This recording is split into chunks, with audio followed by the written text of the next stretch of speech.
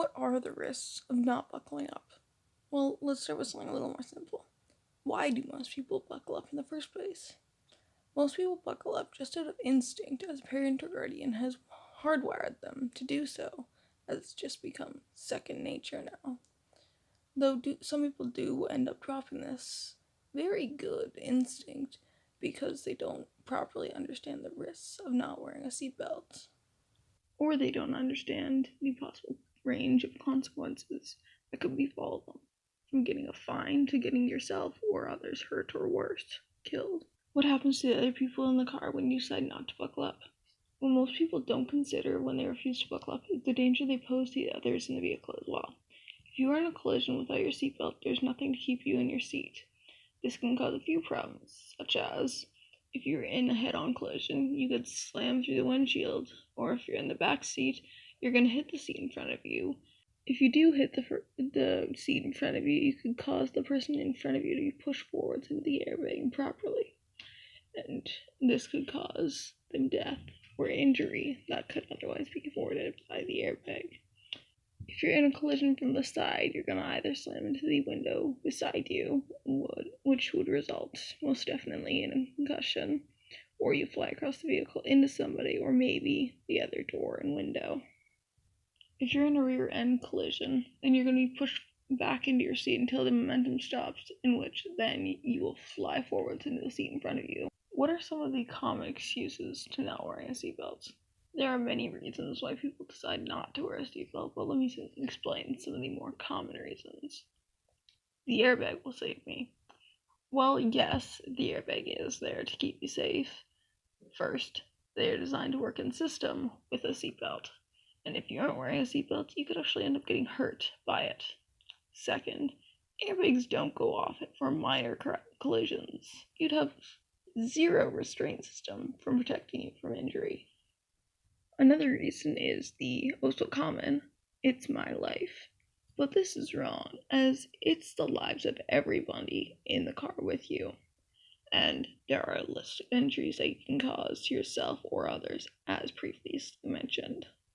Next is the, I'm not going fast enough to get injured. This is once again wrong, as even in slow speed collisions, you can get extremely hurt, as the airbag probably won't go off. And if you are in the front seat, you're going to most likely hit the windshield. If you're in the back seat, once again, you're going to slam into the seat in front of you. Next is the slightly self-centered and cocky one, which is, I won't crash, I'm a great driver. Now, let's give them the benefit of the doubt here. You're a great driver and you never cause a crash. What if somebody else did? Simple as that. There are other people on the road. It's not necessarily you that's going to be causing the crash. What happens when a cop catches you or a passenger without a seatbelt on?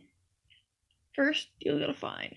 That fine is going to be around $300. On top of that, if any person under 18 is not wearing a seatbelt, that's another $300, times the amount of underage people that aren't wearing seatbelts. Plus, you receive 2 demerits, which can drop your license payments and cost you for at least the 2 years till you regain those merits. Personally, I believe the fines for not wearing seatbelts should increase, and there should also be some circumstantial increases, like if you have passengers, and if these passengers are underage, as you are setting bad examples and promoting negative traffic safety culture. What can happen to you if you skip out on putting your seatbelt on? Let's say you're driving or in the front seat in general, and you're not wearing your seatbelt in a collision. If it's head-on, you're going to be propelled forwards into the windshield, and at least causing, once again, a concussion, possibly worse. If you get hit from either side, you're going to either hit the window beside you, or maybe get launched to the opposite side. And if you're in the passenger side, you're going to be probably launched into the driver. And then if you're in the back seat, you either hit the seat in front of you, or as proven by multiple crash tests, you can fly up over the seat ahead of you and hit the dashboard or steering wheel at full force. On top of that, the airbag could deploy, which would most likely end very badly for you. Now, in the end, not wearing a seatbelt has many more risks, but these are the bigger ones to worry about. Besides, the benefits far outweigh the risks.